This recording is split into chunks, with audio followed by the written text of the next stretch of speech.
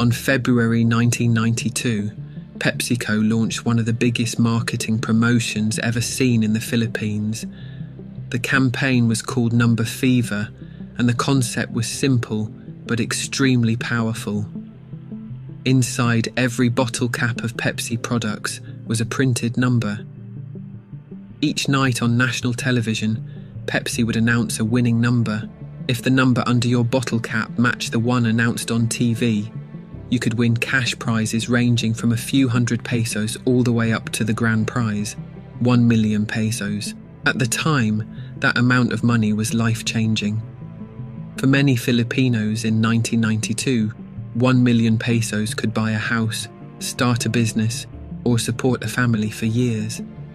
The campaign quickly exploded in popularity. People across the country began buying Pepsi products in huge amounts. Stores sold out almost instantly, families collected bottle caps, neighbours traded them, and entire communities watched the nightly TV announcement together, hoping their number would be the lucky one. What started as a simple marketing strategy quickly turned into a nationwide obsession. Pepsi had successfully captured the attention of the entire country. At its peak, the company's sales in the Philippines reportedly increased by over 40%. And Pepsi temporarily overtook its rival Coca-Cola in market share. For Pepsi, the promotion seemed like a massive success, but behind the scenes something was about to go terribly wrong. On May 25th, 1992, the winning number was announced on television. That number was 349. Within minutes, celebrations began across the Philippines. Thousands of people checked their bottle caps and realized something unbelievable. They had the winning number. Streets filled with cheering, families hugged and cried. People believed their lives had just changed forever. But as the hours passed, something became clear. There weren't just a few winners, there weren't even hundreds.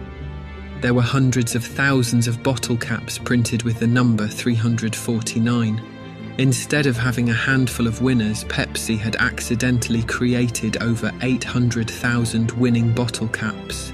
The problem was catastrophic.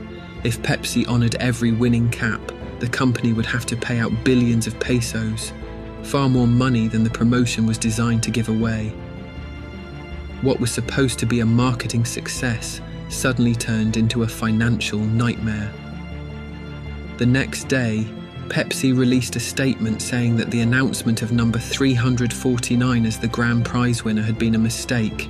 According to the company, only caps with a special security code were valid winners, and most of the 349 caps did not have that code.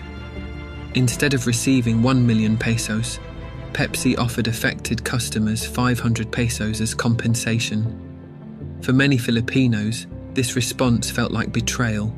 People had believed they had legitimately won the grand prize. They had celebrated, told their families, and dreamed about how the money would change their lives. When Pepsi refused to honour the winnings, anger spread rapidly. What began as disappointment soon escalated into outrage. Protests erupted across the Philippines.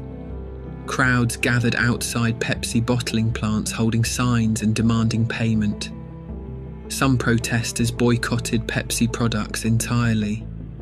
Others blocked delivery trucks from leaving factories. Demonstrations became more aggressive as tensions grew. The controversy quickly turned into one of the biggest corporate scandals in Philippine history. As weeks passed, the protests intensified. Some groups organised coordinated actions against Pepsi facilities. Bottles were thrown at delivery vehicles. Factories were vandalised. In some cases, homemade explosives were thrown at Pepsi trucks and offices. Several people were injured during these incidents, and tragically, a few lost their lives during the unrest linked to the scandal. What started as a marketing error had spiralled into nationwide chaos. The situation also led to thousands of lawsuits against Pepsi. Many people believed the company was legally obligated to honour the winning bottle caps. Lawyers argued that Pepsi had publicly announced the number, and therefore created a binding promise to the winners.